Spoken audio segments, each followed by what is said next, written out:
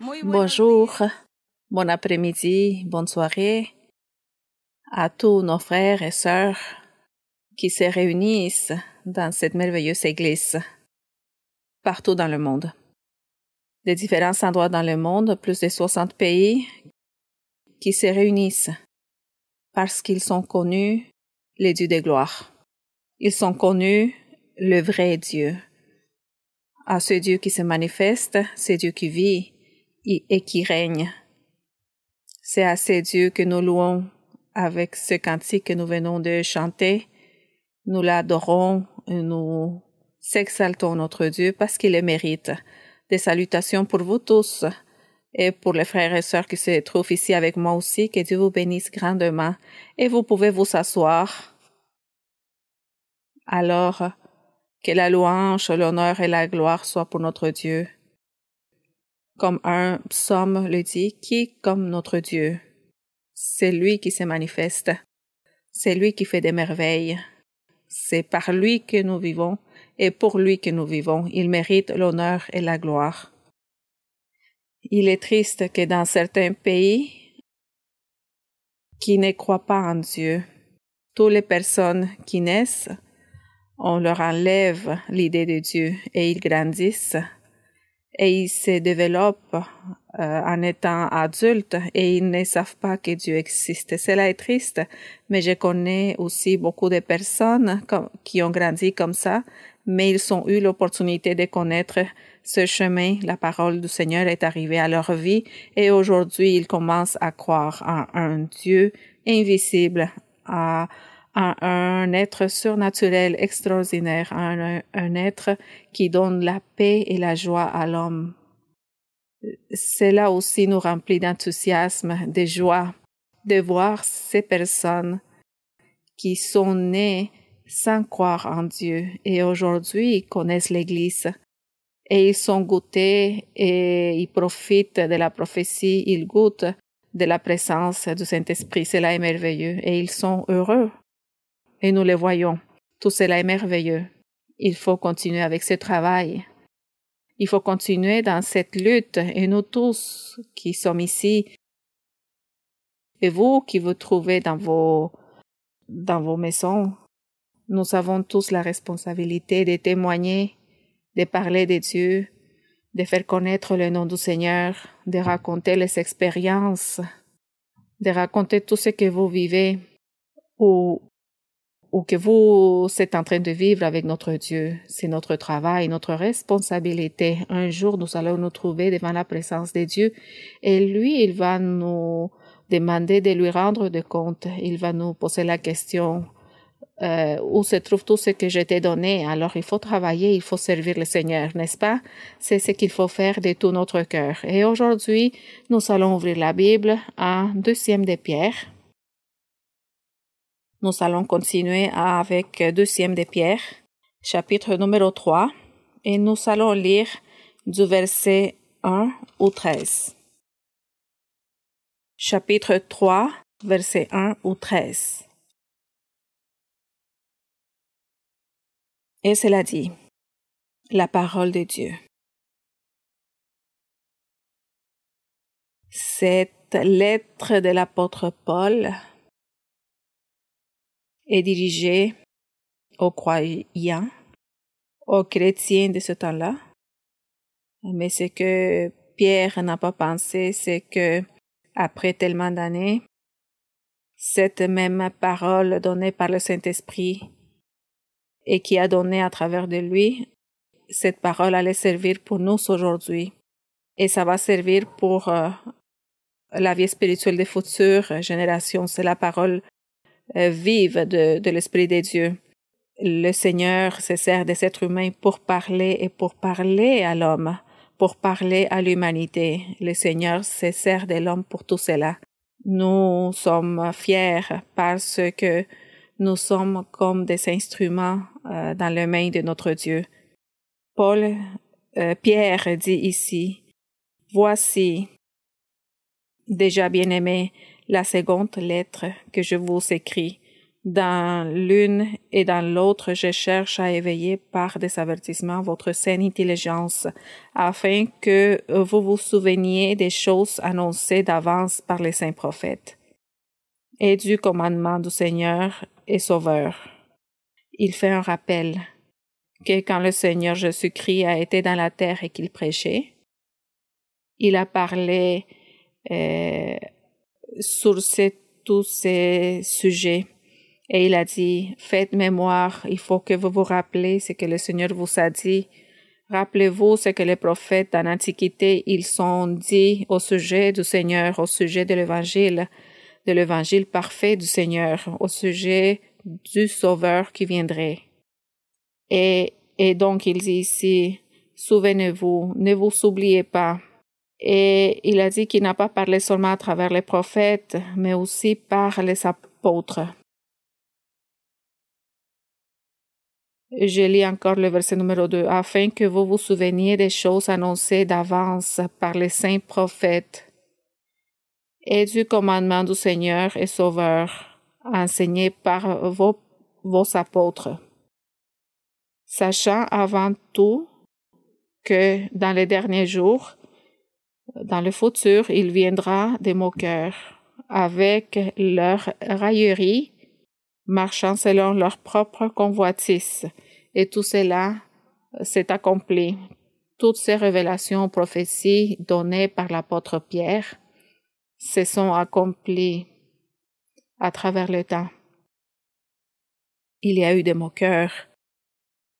Il y a eu des gens qui voulaient tromper, des gens matérialistes, des gens qui cherchent seulement à leur avantage toutes choses. Il n'y a pas eu de sincérité dans leur cœur, mais qu'ils sont venus contre la parole du Seigneur, contre les promesses du Seigneur. Et de cette manière, ils essayaient de convaincre beaucoup de gens de ne pas suivre le chemin de Dieu et encore moins de louer le Seigneur comme il le mérite. Dans le verset 4, on dit que ces personnes, on dit ici, et disant, où est la promesse de son avènement? Et ils le disent encore, ou ils pourront le dire. Donc, où est la promesse de son avènement? Il ne dit pas, le Seigneur ne dit pas qu'il allait venir bientôt, et se sont passés déjà 2000 ans, et le Seigneur n'est pas venu comme il a promis. C'est la manière dont beaucoup de gens se questionnent. Et Dieu donnait cette révélation à Pierre que cela allait arriver. Et nous allons continuer à lire. Donc on lit ici, où est la promesse de son avènement? Car depuis que les pères sont morts, tout demeure comme dès le commencement de la création. Rien de différent ou étrange est arrivé. Et dans le 5, l'apôtre dit, ils veulent ignorer en effet que des cieux existèrent autrefois par la parole de Dieu, les mêmes qu'une terre tirée de l'eau et formée au moyen de l'eau. En nous rappelant, nous autres, que dans la Genèse 1, que au début, quand il a créé les cieux et la terre, tout était de l'eau. Et il a séparé les eaux. Et il a formé la terre et par la suite la mer et les nuages. Et on dit que tout cela s'est fait avec une seule parole de notre Seigneur, de notre Dieu. Et tout cela s'est réalisé ainsi. Comme ça, l'apôtre dit que ceux qui critiquent et qui parlent en disant quand le Seigneur viendrait, et c'est bientôt, cela fait 2000 ans qui se sont passés. Donc il dit qu'il s'ignore que Dieu est puissant et que lui ne donne jamais des explications à propos du temps. Au même Seigneur Jésus-Christ, on a posé la question que quand tout cela arriverait, que quand il allait revenir, que quand allait arriver la fin du monde, et le Seigneur avait dit que personne ne le savait, même les anges. C'était seulement le Père qui le savait, le Père céleste. Et c'est de la même manière que l'avènement du Seigneur, c'est la même chose. Personne ne le connaît. Personne ne peut dire qu'il a la révélation et qu'il a la date parce que ça serait mensonge. La parole du Seigneur ne peut pas mentir. Le Seigneur a dit que c'est lui le seul et c'est au moment le moins pensé. Et c'est pour cela que nous devons être prêts à tous les jours de nos vies, juste au cas que le Seigneur viendrait. S'il ne vient pas, alors la personne meurt. Mais alors la personne meurt devant la présence de Dieu. Et il meurt en faisant la volonté de Dieu. Et c'est là que Dieu aura gardé un endroit pour lui, pour qu'il puisse être avec lui. Et nous connaissons tout cela. Et nous nous préoccupons et nous mettons de l'effort pour pouvoir faire à chaque jour de notre mieux pour le Seigneur, pour pouvoir accomplir ses commandements. Ils ne sont pas difficiles puisqu'il nous aide. Et alors, c'est simple quand il nous aide. Quand nous aimons Dieu, tout est simple. Nous pouvons être dans une vie droite en attendant que le Seigneur vienne ou que la mort arrive et qu'il nous surprend. Mais l'important, c'est d'être bien devant le Seigneur. Et ici, dans le verset numéro 6, comme Dieu avait donné la parole et que tout avait été créé avec sa parole, on dit, et que par ces choses, le monde d'alors périt, submergé par l'eau, parlant du déluge. Quand Noé a construit l'arche, tous sont morts. Et c'était seulement Noé qui s'était sauvé avec sa famille, dans le verset numéro 7. Tandis que par la même parole, les cieux et la terre, d'après ça, cela veut dire ce que nous voyons maintenant, sont gardés et réservés pour le feu par la parole de Dieu, pour le jour du jugement et de la ruine des hommes impies. Dieu, c'est seulement lui qui sait quand tout cela arrivera. Mais nous ne voulons pas être impies. Nous ne voulons pas être désobéissants. Nous voulons être fils de Dieu. Et dans le verset 8, mais il est une chose, bien-aimée, que vous ne devez pas ignorer. C'est que devant le Seigneur, un jour est comme 1000 ans et 1000 ans sont comme un jour. En faisant comprendre que pour nous, c'est peut-être longtemps 2000 ans. Parce que dans ces temps-là, quand le Seigneur est monté au ciel et il a donné des ordres aux apôtres, ils ont commencé à prêcher. Repentissez-vous, cherchez Dieu parce que le Seigneur viendra dans les nuées bientôt. Et il disait bientôt viendra le Seigneur pour chercher son peuple. Et se sont passés 2000 ans. Et ceux qui critiquent disent tout cela, ils se moquent. Mais ici, dans le verset 8, on dit que pour Dieu, un jour, c'est comme 1000 ans, et 1000 ans comme un jour. Nous voyons que pour Dieu, il n'existe pas le temps. Pour lui, il n'y a pas de temps. Le temps existe pour nous, pour les humains. Mais pour Dieu, n'existe pas le temps. C'est la même chose un jour que 1000 ans. Des mystères, des choses profondes de notre Dieu que nous n'arrivons pas à comprendre. Mais nous devons le croire et nous le croyons. Parce que justement, c'est comme ça la foi, de croire dans quelque chose que nous ne voyons pas, que nous ne pouvons pas palper. Mais il faut le croire parce que Dieu l'a dit. Et dans le verset numéro 9, le Seigneur ne tarde pas dans l'accomplissement de la promesse, comme quelques-uns le croient, mais il use de patience envers vous, ne voulant pas que qu'un périsse, mais voulant que tous arrivent à la repentance. C'est-à-dire que le Seigneur nous donne l'opportunité et c'est une longue opportunité.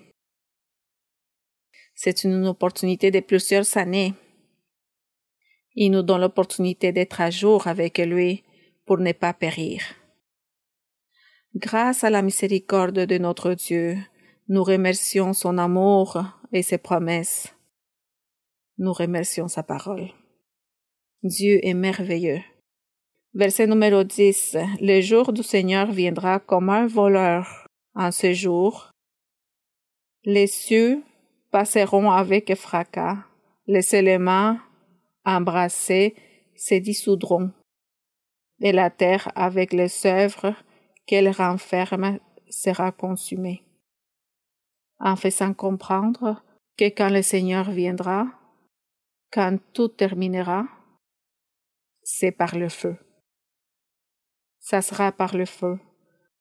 Et donc cette destruction sera ainsi. Dans l'Antiquité, quand le Seigneur a puni jusqu'à Noé, c'était par l'eau. Et aujourd'hui, ça sera par feu. La destruction, la punition qu'il y aura pour cette terre qui est en train de se contaminer avec le péché et la méchanceté des hommes ou de l'humanité. L'humanité qui ce sont des hommes et des femmes. Dans le verset 11, « Puisque donc toutes ces choses doivent se dissoudre, qu'elles ne doivent pas être la sainteté de votre conduite et votre piété. » On dit que comme tout sera détruit, nous devons nous préoccuper pour vivre une vie sainte, une vie juste, une vie droite devant Dieu. Dans le 12, tandis que vous attendez et hâtez l'avènement du jour de Dieu, à cause duquel les cieux enflammés se dissoudront et les éléments embrassés se fondront. C'est triste pour ceux qui auront à vivre cette expérience. Je dirais une expérience des ténèbres. Je ne souhaite ça à personne. Je souhaite de tout mon cœur que tous connaissent le chemin de Dieu, que tous puissent aimer et puissent exalter à ce Dieu qui nous gouverne, ce Dieu qui gouverne toute la nature, tout l'univers,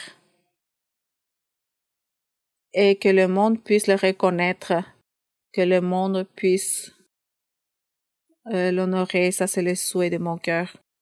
Que nous tous puissions arriver à la connaissance de notre Dieu pour pouvoir être dans sa présence. Parce que nous, dans cette terre, dans cette planète, dans ces moments-ci que nous vivons, ceux qui ont connu le Seigneur, nous sommes heureux, pleins de joie, de paix, d'espérance. En attendant que Dieu nous donne quelque chose de mieux, que le Seigneur puisse combler nos besoins ou qu'il nous aide à donner solution à nos problèmes et à nos difficultés, qu'on ait toujours ce support. Et nous attendons toujours en lui.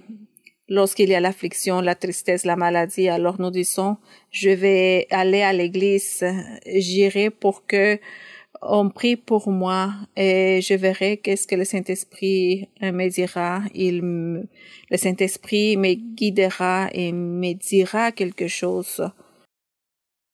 Et là, j'aurai la tranquillité et la confiance. Je sais que ma vie changera et toutes mes situations personnelles trouveront une solution parce que Dieu m'aidera. Et alors nous savons, c'est Dieu puissant.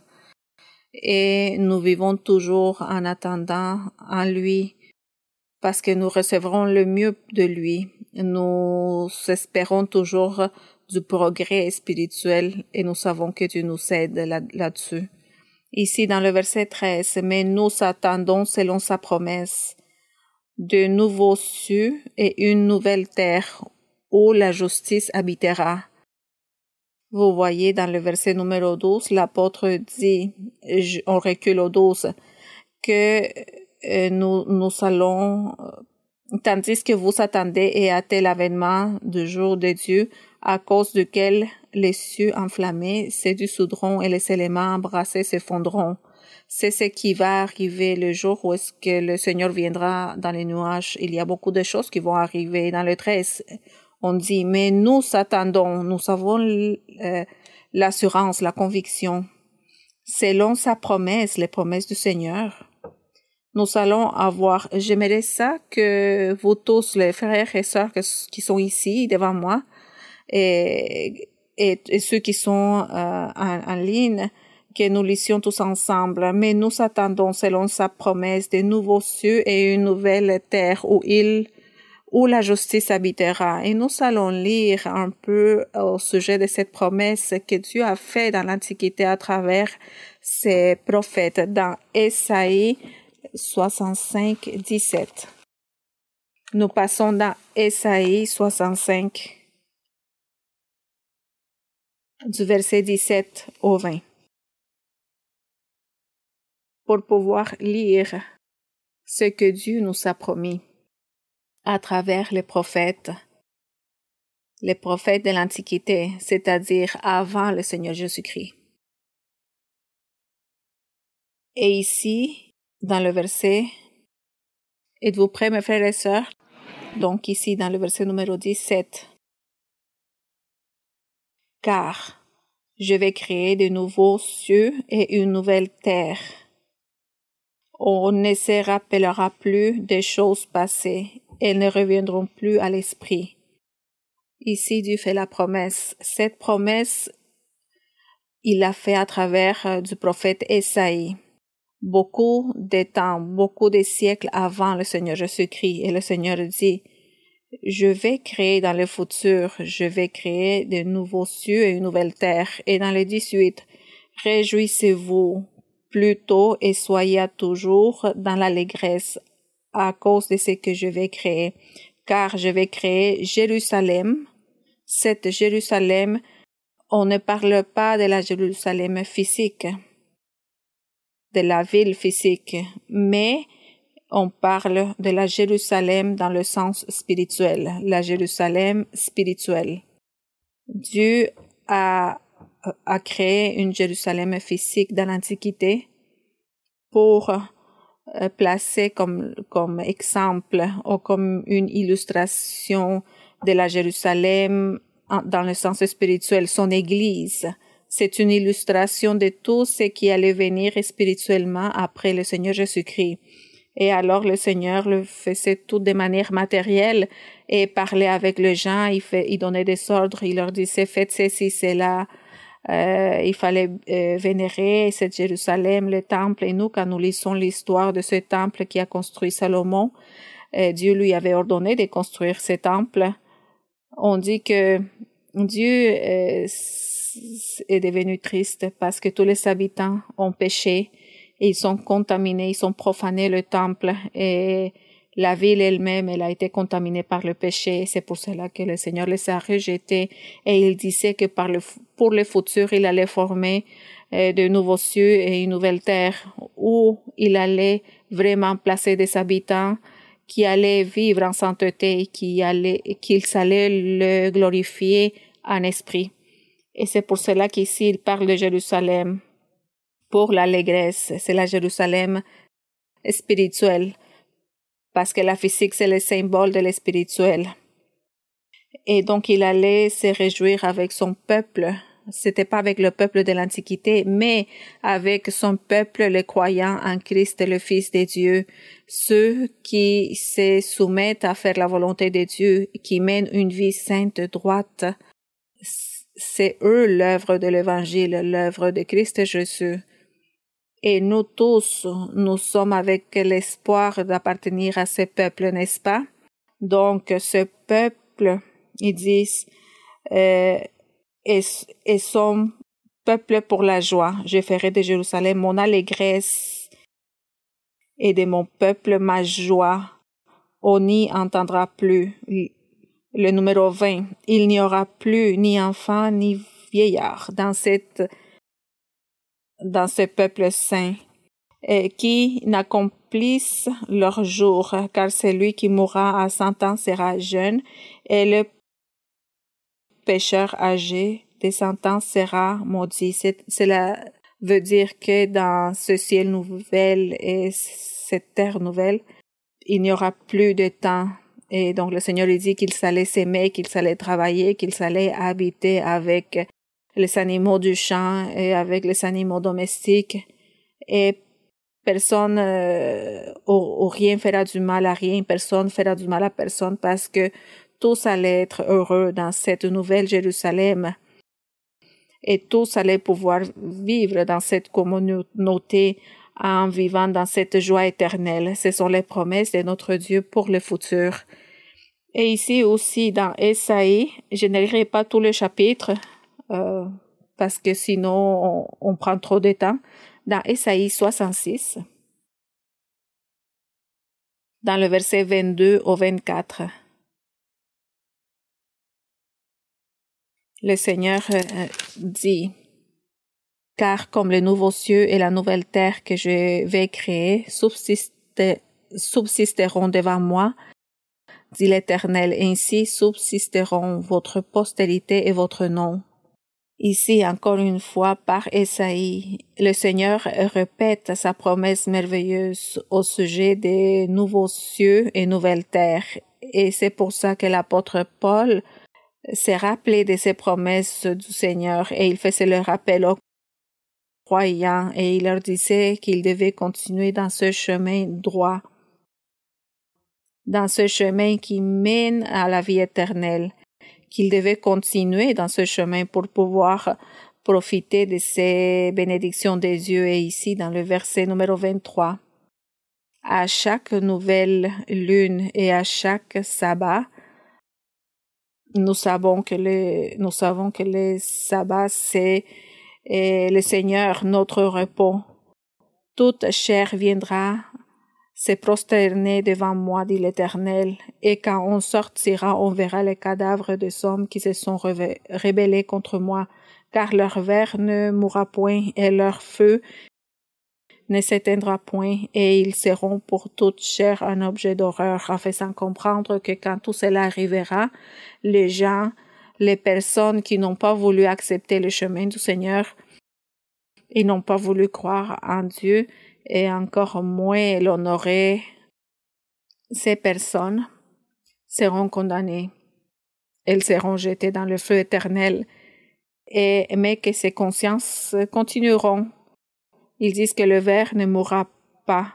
Cela veut dire que la personne ne perdra pas la connaissance de tout ce qu'il a fait dans sa vie, de comment il est devenu ennemi de Dieu, de comment il a été impie, pécheur qui n'a pas voulu accepter Dieu, d'une personne qui a été contre ceux qui cherchaient Dieu, contre le Fils de Dieu. Il s'allait pour les chercher et essayer de les tuer. Donc ces personnes allaient souffrir constamment en se rappelant de comment ils sont vécus et de qu'est-ce qu'ils ont fait, et ils souffriront là-bas. Donc cette douleur n'allait jamais terminer. C'est pour cela que je voudrais que nous tous, que toute l'humanité, ces millions et millions de gens qu'il y a dans le monde, que tous connaissent Dieu. Je voudrais qu'ils connaissent et qu'ils louent et qu'ils aiment Dieu pour qu'ils puissent suivre le chemin de Dieu, pour être heureux dans l'éternité, pour être heureux dans cette nouveau ciel et nouvelle terre. Et alors c'est le travail de nous tous, de vous, de pouvoir parler de Dieu aux gens et pouvoir dire aux gens et raconter aux gens des miracles que Dieu fait dans nos vies et leur dire que Dieu existe, qu'il est une réalité, que ce n'est pas un mensonge ou une histoire ou une mythe. Non, Dieu existe et parle aujourd'hui. Dieu se manifeste. C'est ce que nous devons parler aux gens, enseigner aux gens. C'est notre travail. Et ici, dans Apocalypse, nous allons passer maintenant à Apocalypse pour parler du nouveau ciel et nouvelle terre, sur la promesse que le Seigneur a faite. Ici, dans Apocalypse, chapitre 21, nous allons lire du 1 au 3.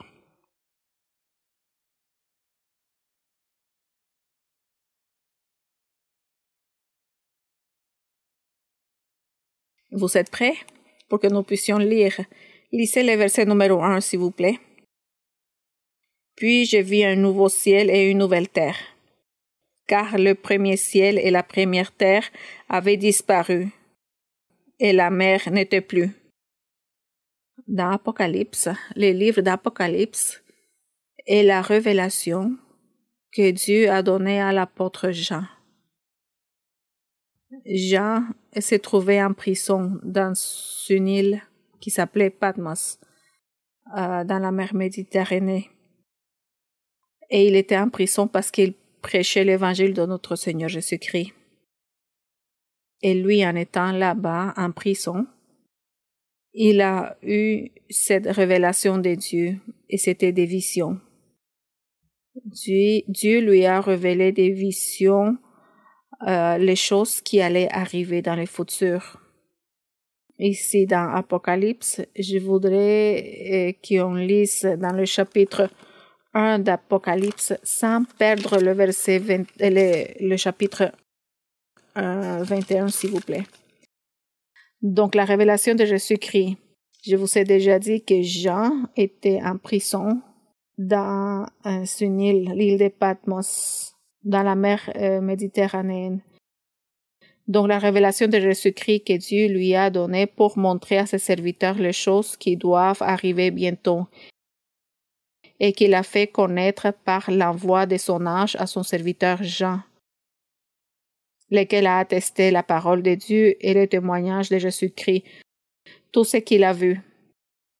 Heureux celui qui lit et ceux qui entendent les paroles de la prophétie d'Apocalypse et qui gardent les choses qui sont écrites, car le temps est proche, les choses qui sont écrites dans Apocalypse. Dieu lui-même, il donne cette révélation à Jean et il lui dit, le temps est proche. Et nous comptons le temps et nous voyons qu'ils se sont passés 2000 ans et plus. Mais comme pour Dieu, le temps n'existe pas, alors nous ne serons pas confus et nous n'allons pas arrêter de croire. Donc, on va revenir à Apocalypse 21. Je vous ai déjà dit, c'est quoi Apocalypse? C'est la révélation à Jean. Pourquoi? Pour les derniers temps, pour le futur.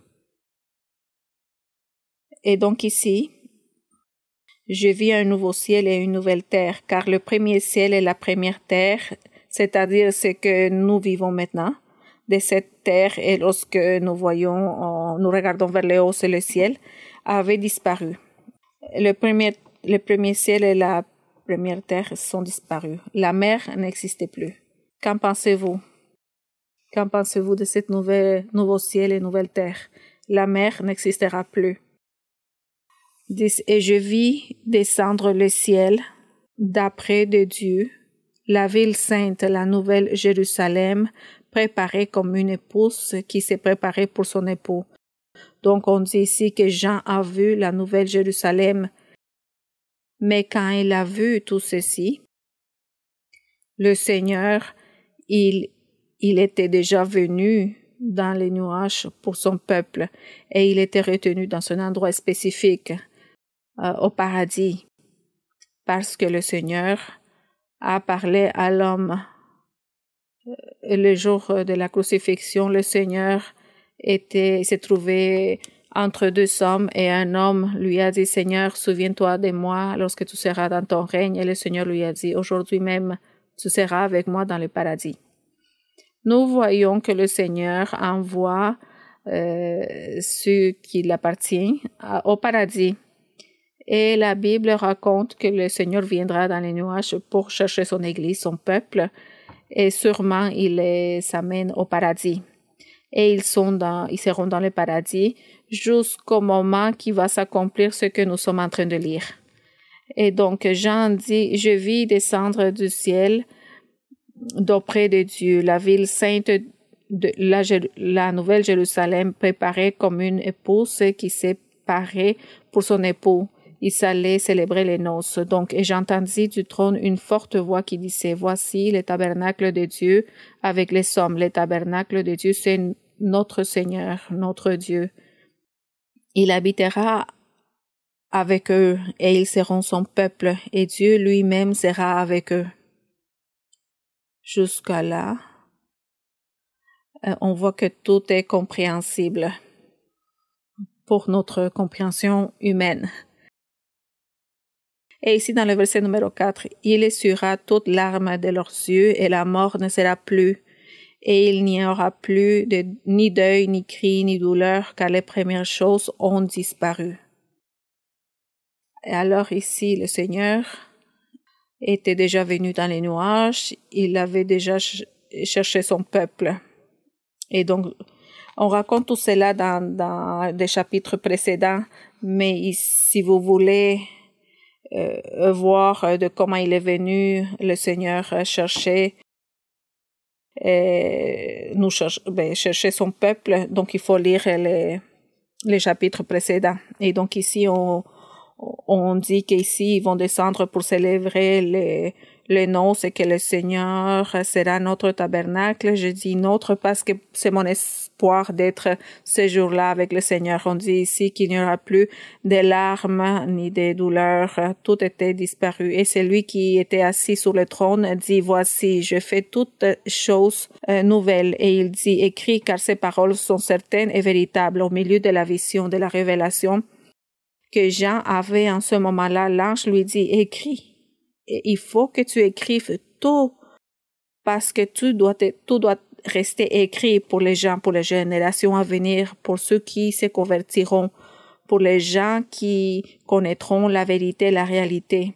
Tous, merci à Dieu pour toutes ces choses-là. Donc il dit, écris, car ces paroles sont certaines et véritables. Et il me dit, c'est fait, je suis l'alpha et l'oméga. C'est le Seigneur qui a dit cela. Le commencement et la fin. Et celui qui a soif, je donnerai de la source de l'eau de la vie gratuitement. Celui qui vaincra héritera ces choses. Je serai son Dieu et il sera mon fils. Ici, il dit, pour les gens que nous sommes ici dans cette terre et nous vivons ici, c'est qu'il faut vaincre. C'est lui qui vaincra. Et nous devons vaincre. Et le jour de notre mort, c'est la fin de notre vie. Et comment la mort va nous surprendre? Il va nous surprendre dans le chemin de Dieu, en faisant la volonté de Dieu. Alors, vous allez pouvoir dire, j'ai vaincu, celui qui vaincra héritera ces choses. Et donc, nous devons être attentifs et nous préoccuper, pas de savoir quand que le Seigneur va venir dans les nuages, mais de nous préoccuper comment nous sommes en train de vivre et comment est notre futur. Et ça sera comment le jour où la mort nous surprendra. Et où est-ce que nous allons y aller? C'est ce que nous devons penser. Et à part de penser à un lieu en particulier, il faut dire Dieu mérite tout. Dieu mérite la louange, la gloire. Il mérite que nous le placions à la première place. Dieu mérite que nous l'aimions surtout, par-dessus tout. Et donc on dit, c'est lui qui vaincra héritera ces choses et je serai son Dieu et il sera mon fils. C'est ce que le Seigneur nous promet à nous tous. Et le 8, mais pour les lâches, les incrédules, les abominables, les meurtriers, je n'aime pas cela. Je n'aime pas parler de toutes ces choses-là, du péché, de tous les péchés, parce qu'ici, on mentionne quelques péchés d'une millier de péchés qui existent. Il y a des milliers de péchés. Mais ici, on nomme comme un exemple quelques-uns. Mais il faut le lire. Et on dit, les lâches, les incrédules. C'est triste. C'est triste qu'à tous ceux qui ont parlé de Dieu, à tous ceux qui ont profité un jour de la prophétie. Et Dieu leur a parlé, le Saint-Esprit leur a parlé à travers le don de la prophétie et il a fait des promesses merveilleuses. Et ils sont partis pour vivre dans le monde et dans le péché, pour continuer à faire le mal. C'est eux les lâches et les incrédules. Les abominables, les meurtriers, ce sont ceux qui n'ont pas voulu se repentir, ils n'ont pas voulu prendre le chemin du bien, mais ils sont contents dans leur méchanceté, ils sont en train de faire souffrir les autres et ils sont contre Dieu. Ils sont dans la fornication. Les impodiques, les enchanteurs.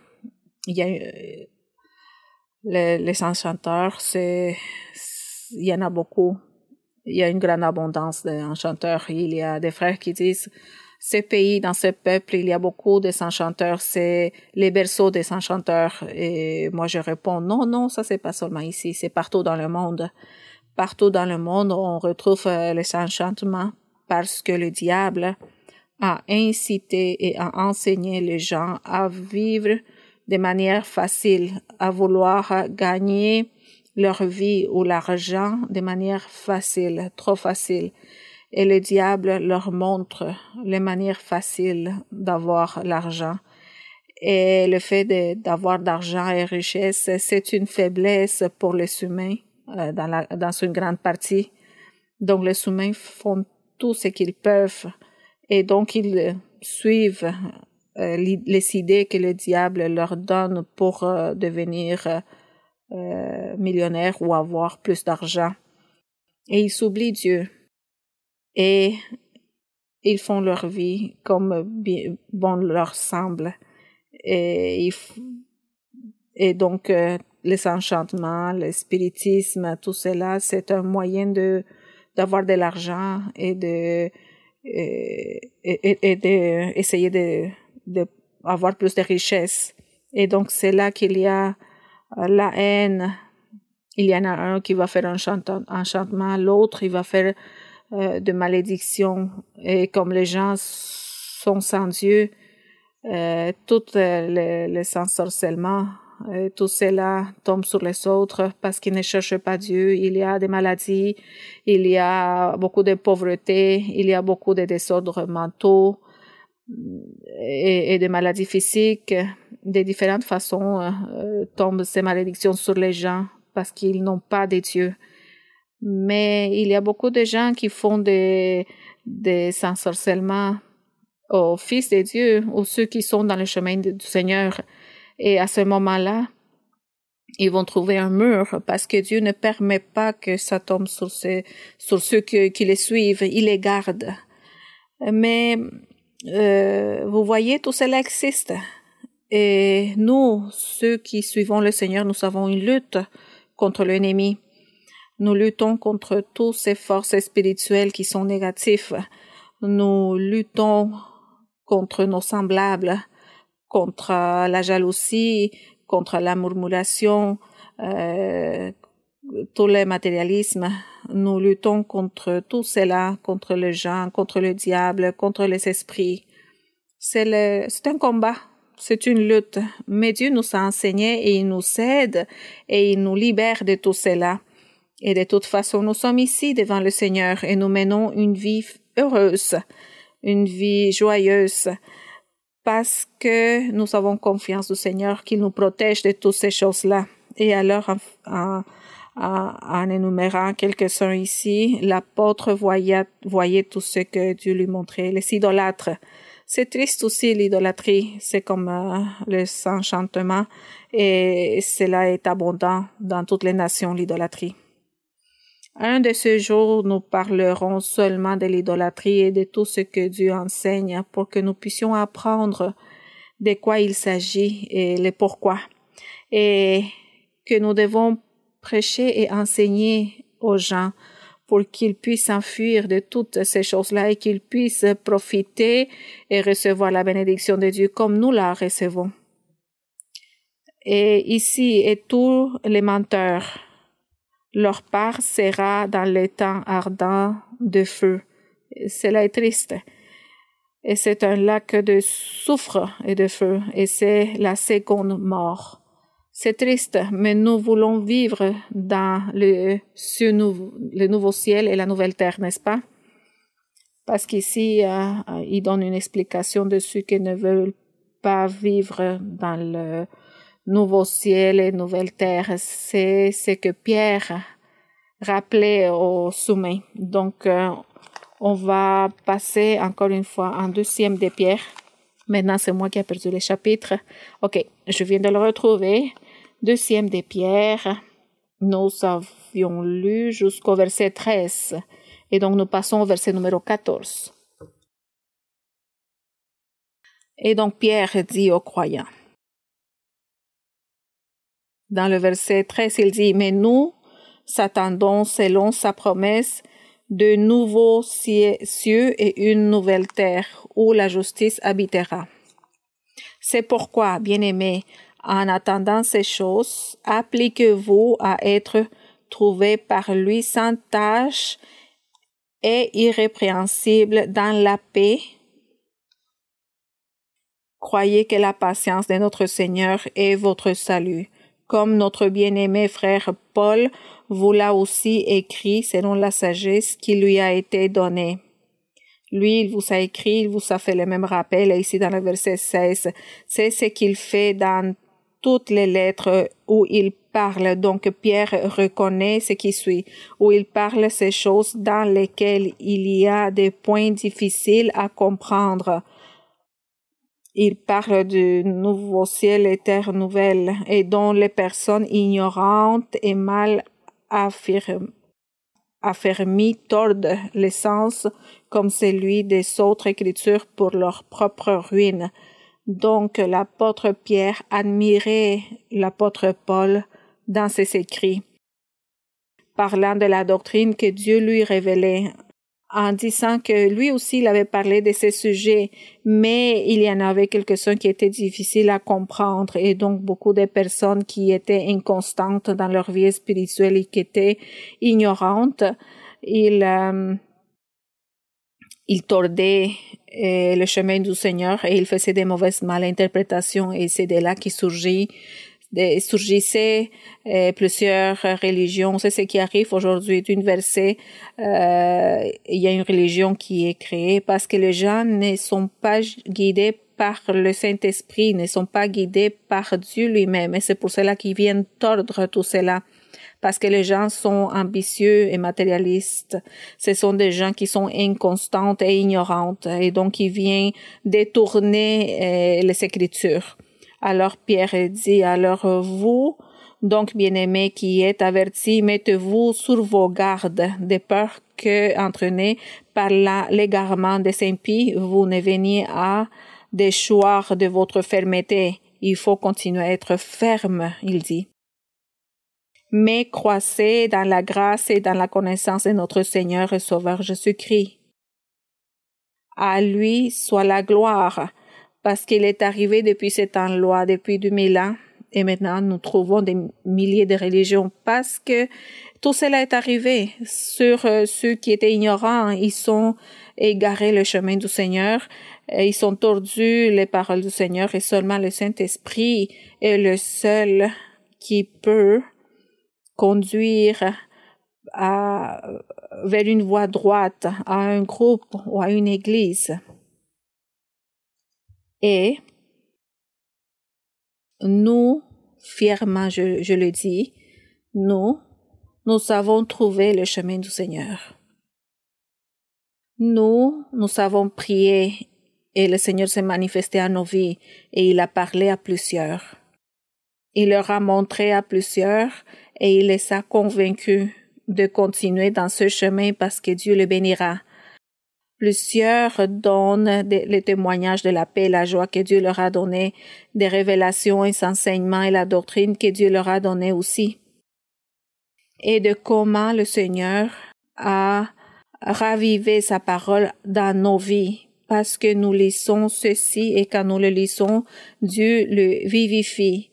Parce qu'il y a des gens qui disent que ce livre a passé des modes, qu'il faut la garder juste dans une librairie comme un ornement. Mais quand nous la lisons, le Saint-Esprit descend en nos vies et il vivifie la parole, il nous guide, il nous éclaircit beaucoup de choses, il nous donne des rêves, des visions, des songes. Et qu'est-ce qu'il y a tout cela? Un être humain n'a pas la capacité de faire tout cela avec un être humain. C'est seulement Dieu, c'est seulement un être surnaturel qui peut faire toutes ces choses merveilleuses. C'est notre Dieu, le créateur des cieux et de la terre. Et un jour, il va créer un nouveau ciel, une nouvelle terre. Et nous voulons être là, nous voulons être dans les noces, nous voulons participer, être là avec notre Dieu parce qu'il sera notre tabernacle. Que notre Dieu nous aidera. Je vous invite, vous tous, à lire la Bible. Ouvrez vos cœurs, disposez-vous à Dieu. Soyez humbles Dites au Seigneur, Seigneur, je veux connaître ta voix. Je veux que tu me guides, que tu m'enseignes. Je lirai, mais aide-moi à comprendre. Et tu me donneras ton Saint-Esprit pour qu'il fasse demeure en moi. Et de cette manière, c'est beaucoup plus facile de suivre ton chemin. C'est comme nous devons demander au Seigneur. Je vous invite à toutes les personnes nouvelles, les personnes qui sont que ça fait pas longtemps qu'ils sont ici. Soyez pas durs, soyez pas orgueilleux, mais humbles. Et pensez que vous allez avoir besoin de vivre dans la vie éternelle avec Dieu. Que Dieu vous bénisse tous et nous allons prier à notre Dieu, Père Saint, Père Céleste. Père de notre Seigneur Jésus-Christ, notre Dieu vrai, Dieu d'Abraham, d'Isaac, de Jacob. Tu leur as parlé, tu as fait des promesses merveilleuses qu'aujourd'hui nous vivons. Père Saint, merci Seigneur pour ton amour, pour ta miséricorde, pour ta parole, pour tes promesses fidèles et vraies. Merci éternel Dieu. Nous nous trouvons devant toi. Verse de pluie de bénédictions sur tous. Tous souhaitent ta bénédiction. Tous souhaitent la guérison parce qu'il y a beaucoup de malades avec différentes maladies. Et toi, tu les connais chacun, Seigneur. Donne leur santé physique, mais aussi santé spirituelle. Seigneur, étends ton bras puissant, bénis-les tous, enlève les caprices, la dureté de cœur, enlève l'infidélité de quelques-uns, enlève des doutes, et que tu puisses attendrir des cœurs pour que tu puisses demeurer dans nos vies, dans nos cœurs, et que nous puissions être des exemples dans le monde et pouvoir mener cette vie que tu nous enseignes pour que le monde puisse connaître que tu existes et toi tu mérites l'honneur, la gloire, la louange. Toi tu mérites que tu sois en première place dans nos vies. Père Saint, au nom glorieux de ton Fils bien-aimé, je te demande la bénédiction pour tous, la guérison, la liberté, et que tu chasses des mauvais esprits, que tu chasses des malédictions, des ensorcellements, des malédictions, parce qu'il y en a plusieurs qui souffrent à cause de cela. Les diables placent tout cela dans plusieurs personnes. Seigneur, aie la miséricorde de nous tous et aide-nous à continuer. Nous te louons, nous te donnons l'honneur, la gloire et la louange. Les règnes, la gloire et le pouvoir t'appartiennent. Tout être humain viendra et ils s'humilieront devant toi, ils loueront ton nom et ils te demanderont pardon. Merci Seigneur, au nom de Jésus-Christ. Gloire à Dieu pour toujours. Nous allons chanter au Seigneur ce cantique. Il a apporté joie dans mon être. Et cela est vrai. Dieu a apporté la joie dans notre vie. Le cantique 122. Nous allons chanter. Él trajo gozo a mi ser, Él trajo gozo a mi ser. Ahora cada día me ama fiel, Él trajo gozo a mi ser, Él trajo gozo a mi ser. Él trajo gozo a mi ser. Ahora cada día me ama fiel. Él trajo gozo a mi ser. Gloire à notre Dieu. Merci beaucoup, mes chers frères et sœurs. Que Dieu vous bénisse. Et à bientôt pour les enfants. Des bisous et je vous prends dans mes bras. Que Dieu vous bénisse. Gracias. Merci.